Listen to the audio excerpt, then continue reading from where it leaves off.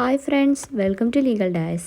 ഈ ഒരു വീഡിയോ നമ്മൾ ഡിസ്കസ് ചെയ്യാൻ പോകുന്നത് ADR എന്ന് പറയുന്ന സബ്ജക്റ്റിൻ്റെ അണ്ടറിൽ വരുന്ന legal services authorities act 1987 balance ആയിരിക്കും. അപ്പം ഇതിന് മുന്നത്തെ വീഡിയോയിൽ നമ്മൾ ഓരോ അതോറിറ്റീസിനെ പറ്റി പറഞ്ഞിട്ടുണ്ടായിരുന്നു. അപ്പം ഈ ഒരു വീഡിയോ നമ്മൾ ഡിസ്കസ് ചെയ്യാൻ പോകുന്നതെന്ന് വെച്ച് കഴിഞ്ഞാൽ ആർക്കൊക്കെയാണ് ഫ്രീ ലീഗൽ സർവീസുകൾ കിട്ടുന്നത്. അപ്പം നമുക്കറിയാം ആർട്ടിക്കിൾ 39A സ്റ്റേറ്റിനൊരു ഒബ്ലിഗേഷൻ ഉണ്ട് legal service free legal aid കൊടുക്കുക എന്നുള്ളത്. അപ്പോൾ അത് വെച്ചിട്ടാണ് നമുക്ക് ഈ ഒരു ലീഗൽ സർവീസ് അതോറിറ്റീസ് ആക്ട് ഒക്കെ വന്നിട്ടുണ്ടായിരുന്നത്. അപ്പോൾ അതിൽ തന്നെ നമുക്ക് ആർക്കൊക്കെയാണ് ഫ്രീ ലീഗൽ സർവീസുകൾ കിട്ടുന്നത് എന്നുള്ളൊരു കാര്യം അറിഞ്ഞിരിക്കണം. അപ്പം സെക്ഷൻ 12 ഈ ഒരു ലീഗൽ സർവീസസ് അതോറിറ്റീസ് ആക്ടിൻ്റെ സെക്ഷൻ 12 പറയുന്നത് ആർക്കൊക്കെയാണ് ഈ ഒരു ഫ്രീ ലീഗൽ സർവീസ് കിട്ടുന്നത് എന്നുള്ളൊരു കാര്യം.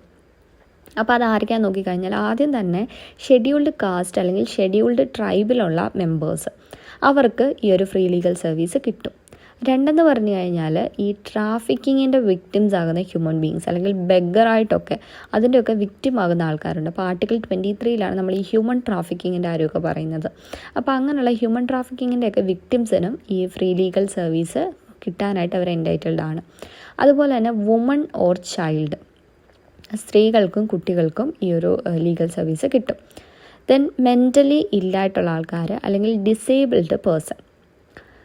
പിന്നെന്ന് വെച്ച് കഴിഞ്ഞാൽ ഇപ്പം എന്തെങ്കിലും ഒരു മാസ് ഡിസാസ്റ്ററിൻ്റെ അതിൻ്റെയൊക്കെ വിക്റ്റിമായിട്ടുള്ള ആൾക്കാർ, ഇപ്പം അല്ലാതെ എന്തെങ്കിലും എർത്ത് കേക്ക്, ഫ്ലഡ്, അങ്ങനെയുള്ള എന്തെങ്കിലും ഒരു നാച്ചുറൽ ഡിസാസ്റ്ററുകൾ വന്നു, ഇൻഡസ്ട്രിയൽ ഡിസാസ്റ്റർ വന്നു, അപ്പോൾ ഇതിൻ്റെയൊക്കെ വിക്ടിംസിനും ഇതിന് എൻറ്റൈറ്റിൽഡ് ആയിട്ടുള്ള ആൾക്കാരാണ്.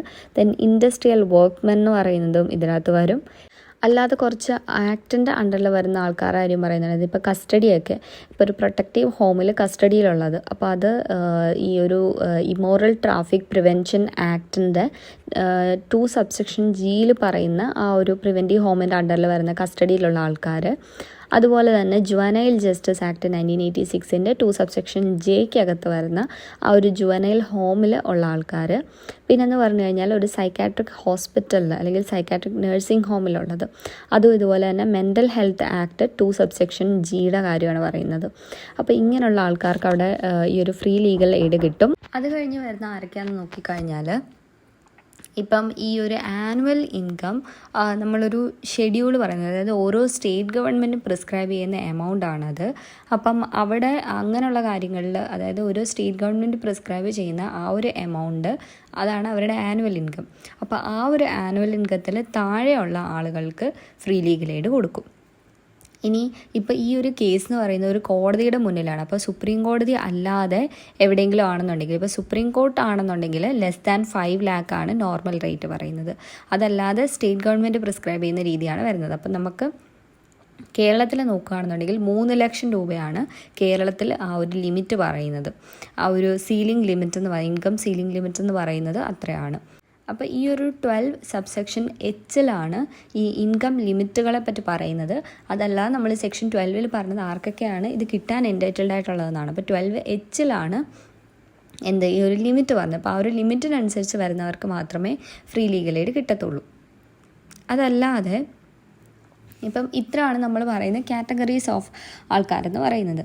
ഇനി ഇതൊന്നും അല്ലാതെ ഇപ്പം ഒരു സ്ത്രീക്ക് അവരുടെ ഇൻകം അല്ലെങ്കിൽ ഫിനാൻഷ്യൽ സ്റ്റാറ്റസ് നോക്കാതെ ഒരു വുമൺ ആയതുകൊണ്ട് ഫ്രീ ലീഗൽ എയ്ഡ് കിട്ടാൻ എലിജിബിൾ ആണോ എന്ന് ചോദിച്ചു കഴിഞ്ഞാൽ എലിജിബിൾ ആണ്.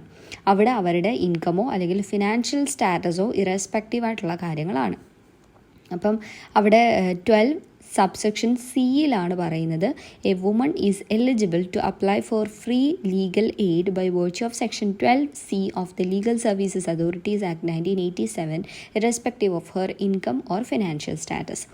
അപ്പം അതിപ്പോൾ നമുക്കൊരു വുമണിൻ്റെ ഒരു ഇൻകം തന്നിട്ട് ഇതിൻ്റെ അടിസ്ഥാനത്തിൽ അവർക്ക് ലീഗൽ എയ്ഡ് കൊടുക്കുമോ ഇല്ലയോ എന്ന് ചോദിച്ചു കഴിഞ്ഞാൽ നമ്മളവിടെ ഇൻകമോ ഫിനാൻഷ്യൽ സ്റ്റാറ്റസ് ഒന്നും നോക്കേണ്ടതില്ല. വുമണിന് അവിടെ ഫ്രീ ലീഗൽ എയ്ഡ് കിട്ടാനായിട്ട് അവർ എൻറ്റൈറ്റിൽഡ് ആണ്. അതിപ്പോൾ അവിടെ ആ ഒരു സ്റ്റാറ്റസിനനുസരിച്ചൊന്നുമല്ല, നോർമലി അവർക്കത് കിട്ടും.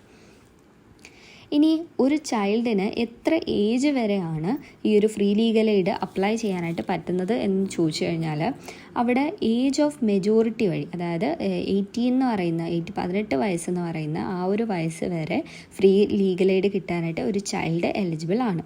ഇതും ഈ ഒരു 12Cക്കകത്താണ് പറയുന്നത്. അത് കഴിഞ്ഞ് സീനിയർ സിറ്റിസൺസിന് ഫ്രീ ലീഗൽ എയ്ഡ് കിട്ടുമോ എന്ന് ചോദിച്ചു കഴിഞ്ഞാൽ അത് ഓരോ സ്റ്റേറ്റ് ഗവൺമെൻറ് ഫ്രെയിം ചെയ്യുന്ന റൂൾസ് അനുസരിച്ചിരിക്കും. ഇപ്പം ഫോർ എക്സാമ്പിൾ ഇപ്പോൾ ഡൽഹിയിലൊക്കെ നോക്കുകയാണെന്നുണ്ടെങ്കിൽ സീനിയർ സിറ്റിസൺസ് പറയുന്നത് ഒരു ആനുവൽ ഇൻകം പ്രിസ്ക്രൈബ് ചെയ്തിട്ടുണ്ട്. ആ ഒരു ലിമിറ്റ് വരെ വരുന്നവർക്ക് ഫ്രീ ലീഗൽ എയ്ഡിന് എലിജിബിൾ ആണെന്നാണ്. അതായത് ഒരു 60 വയസ്സിന് മുകളിലുള്ള ഏതൊരു ഇൻഡിവിജ്വലിനും ഫ്രീ ലീഗൽ എയ്ഡ് അല്ലെങ്കിൽ സർവീസിന് വേണ്ടി അപ്ലൈ ചെയ്യാൻ പറ്റും എന്ന് ഡൽഹിയിലൊരു റൂളുണ്ട്. അപ്പോൾ അതുപോലെ ഒരു റെസ്പെക്റ്റീവ് സ്റ്റേറ്റ് ഗവൺമെൻറ്റ്സ് പറയുന്ന റൂൾസ് അനുസരിച്ചായിരിക്കും സീനിയർ സിറ്റിസൺസിൻ്റെ കാര്യം തീരുമാനിക്കുന്നത്. ഇനി അപ്പോൾ ഇത്രയാണ് നമുക്ക് ആ ഒരു എലിജിബിലിറ്റി, അതായത് ആരൊക്കെയാണ് ഇതിന് എൻറ്റൈറ്റിൽഡ് ആയിട്ടുള്ളത്, ഫ്രീ ലീഗൽ സർവീസിന് എൻറ്റൈറ്റിൽഡ് ആയിട്ടുള്ളത് എന്നുള്ളൊരു കാര്യം നമുക്ക് പഠിക്കാനുള്ളത്. അത് കഴിഞ്ഞിട്ട് ഇനി നമുക്ക് നോക്കാനുള്ള കാര്യം എന്ന് വെച്ച് കഴിഞ്ഞാൽ ലോകദാലത്തിൻ്റെ കാര്യമാണ്. അപ്പോൾ അത് നമുക്ക് അടുത്ത വീഡിയോയിൽ ഡിസ്കസ് ചെയ്യാം. സോ ഫ്രണ്ട്സ്, നിങ്ങൾക്ക് ഈ ഒരു വീഡിയോ യൂസ്ഫുൾ ആയെന്ന് തോന്നുകയാണെന്നുണ്ടെങ്കിൽ ലൈക്ക് ചെയ്യുക, നിങ്ങളുടെ ഫ്രണ്ട്സിനോട് ഇത് ഷെയർ ചെയ്ത് കൊടുക്കുക, ആൻഡ് ഈ ചാനൽ മറക്കാതെ സബ്സ്ക്രൈബ് ചെയ്യുക.